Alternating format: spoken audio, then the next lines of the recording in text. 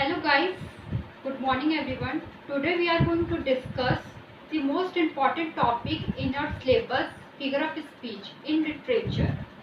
देखिए figure of speech आपको पढ़ना बहुत ही ज़्यादा ज़रूरी है, पोइट्री सेक्शन हो चाहे वो लिटरेचर पार्ट हो, क्योंकि आपका जो सिलेबस है उसमें जो आपका लिटरेचर पार्ट है और जो पोइट्री सेक्शन है वो दोनों ही बहुत इम्पॉर्टेंट, उन दोनों ही के लिए फिगर स्पीच को पढ़ना और जानना। आइए स्टार्ट करते हैं फिगर ऑफ स्पीच। देखिए figure of speech in literature, मैं यहाँ पे figure of speech in literature का बात कर रही हूँ। लिटरेचर मतलब जो आपका बुक चलता है उसके लिए। हिंदी मीनिंग होता है इसका अलंकार। Define figure of speech. A figure of speech is a word. Figure of speech जो होता है वो एक वर्ड होता है दैट हैज ए मीनिंगफुल, जो एक शब्द होता है जो एक अपना खुद का एक मीनिंगफुल अर्थ देता है, मतलब कि मीनिंगफुल ही पूरा अर्थ बताएगा। अदर देन किसके अपेक्षा, किसके अलावा, यहाँ पे होगा अदर देन का मीनिंग के अलावा। दी लिटरल मीनिंग, लिटरल मीनिंग का अर्थ होता है शाब्दिक अर्थ, मतलब कि फिगर ऑफ स्पीच जो होता है वो एक मीनिंगफुल सेंटेंस को बताता है, एक मीनिंगफुल चीजों को दर्शाता है और लिटरली मीनिंग के अपेक्षा। वो देखेंगे कैसे। दूसरा, अगर आपको इस स्टेटमेंट से नहीं इसका डिफिनेशन समझ में आता है तो आप इससे समझ सकते हैं। It compares one thing to another thing, ये जो वो कंपेयर करता है, तुलना करता है एक चीजों को दूसरे चीजों से। It is also known as, इसको ऑल्सो नोन एज क्या कहा जाता है, लिटरली डिवाइस। देखिए लिटरली डिवाइस क्यों कहा जाता है, ये लिटरली डिवाइस क्यों है, क्योंकि लिटरेचर में जितने भी चैप्टर्स है, आपका जो लिटरेचर पार्ट है वो फिगर ऑफ स्पीच के बिना अधूरा है, इनकम्प्लीट है। जैसे इसमें फिगर ऑफ स्पीच आ जाते हैं, ये बहुत ही खूबसूरत तरीके से अपने हर चीज को दिखाता है और ये कंप्लीट रूप से, पूर्ण रूप से ये कंप्लीट होता है, इसीलिए इसको लिटरली पार्ट बोलते हैं। पोएट्रिक डिवाइस, मोस्ट ऑफ दी जो पोएम होता है जो आप लोग पढ़ते हैं उसमें क्या होता है कि एक लाइन पोएम में दे देगा और आपको बोलेगा कि आप बताइए कि ये जो पोएम का लाइन है इसमें कौन सा फिगर ऑफ स्पीच यूज हुआ है। कोई भी पोएट्री सेक्शन का कोई भी पोएम का एक लाइन देगा और आपको बोलेगा कि इसमें से ढूंढ करके बताओ कि कौन सा फिगर ऑफ स्पीच यूज हुआ है इसमें।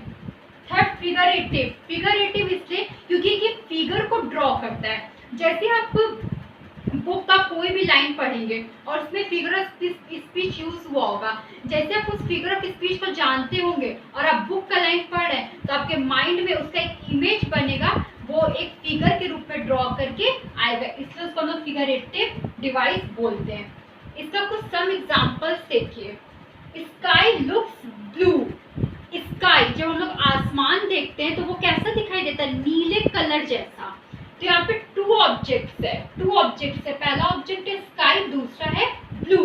मैंने यहाँ पे डिफिनेशन को क्या बोला कि a figure of speech is a word. Figure of speech एक वर्ड होता है, एक शब्द होता है जिसका एक मीनिंगफुल सेंटेंस होता है, लेकिन अदर देन किसके, लिटरली मीनिंग के।